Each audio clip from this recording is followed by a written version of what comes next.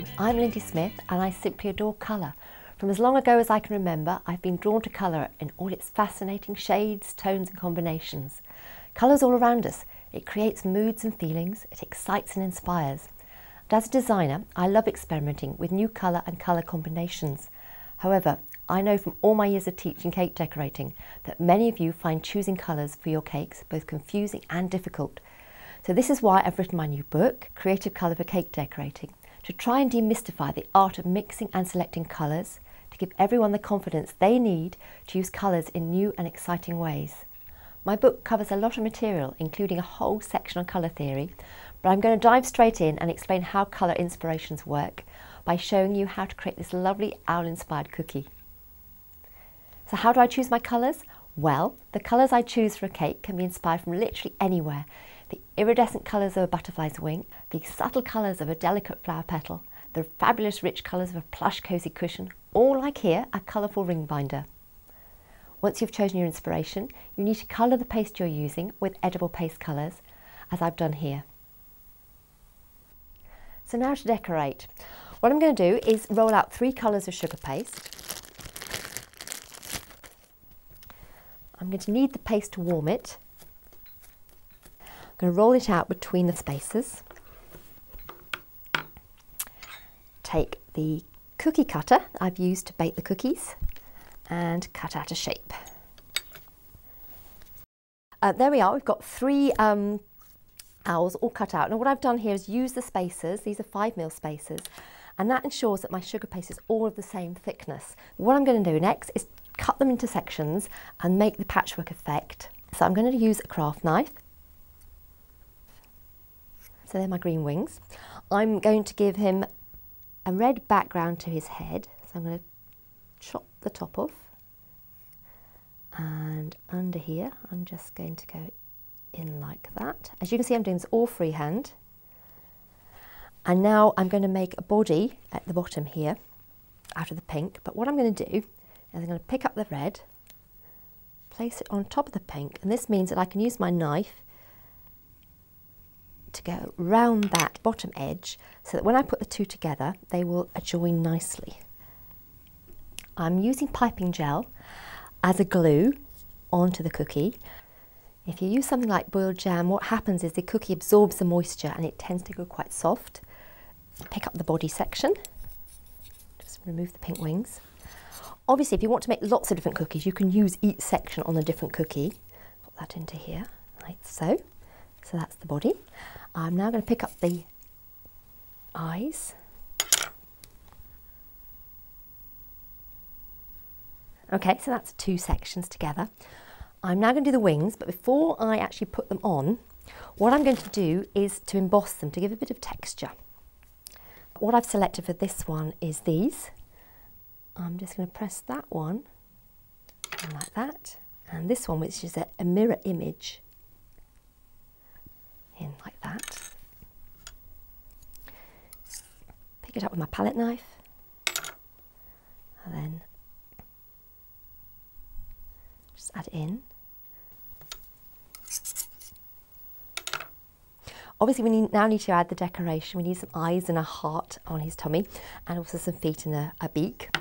Okay, now modelling paste is sugar paste with a little bit of gum added to it. And what it does, it means that paste can then be rolled really nice and thinly. So I'm going to use this to make the eyes. So I've got a circle cutter here. That's my first one.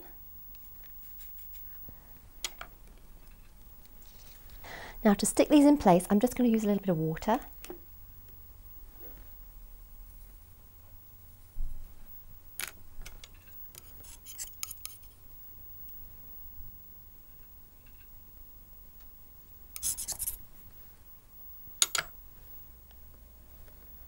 Now the next part of his eyes, I'm going to be using this little flower cutter.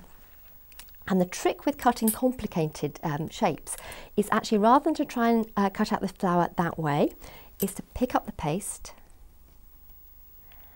and place it over the top of the cutter. Take a rolling pin, roll over the top, finger to sort of help get rid of any feathering that might appear around the edge. And then to take a a dry brush, let's get that one, and then just knock it out.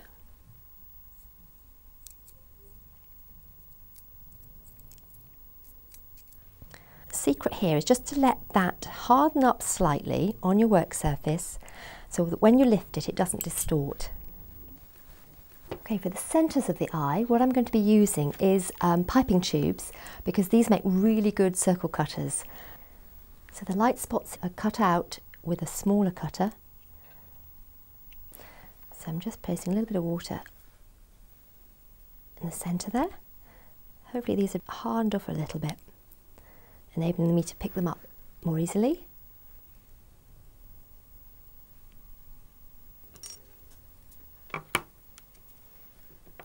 The position of the light spot, or where the eyes look, can make a lot of difference. It adds all sorts of interest, but I'm going to put mine in the same position.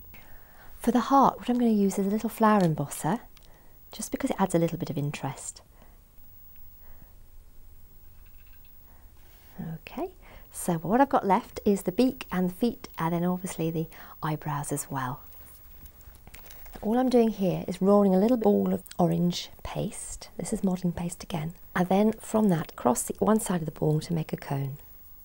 Obviously you can change the size of the beak if you wanted to. And then for the feet, it's the same principle. Okay. Okay, I'm going to do the eyebrows next. I've got a ball of paste here. I'm going to roll it into a sausage, firstly my hands, and then I'm going to use a smoother. The trick is to press down firmly but not too firm. What I'm doing now is just lining the owl up with the sausage so I can cut it to shape. I'm going to cut a triangle in the centre so that lines up with the centre of the owl. On the outer edges, I'm just going to cut diagonally across. Any feathering where the cut isn't clean, just knock that back and then place on the cookie. And I'm just going to blend them two together using a Dresden tool. Okay, so there we have a completed owl. I'll bring in the other one so you can see the two together. We're using the same colours but in a different colourway to give you a bit of inspiration. Well, I hope I've inspired you and that you feel you'd like to know a little bit more about the fascinating world of colour.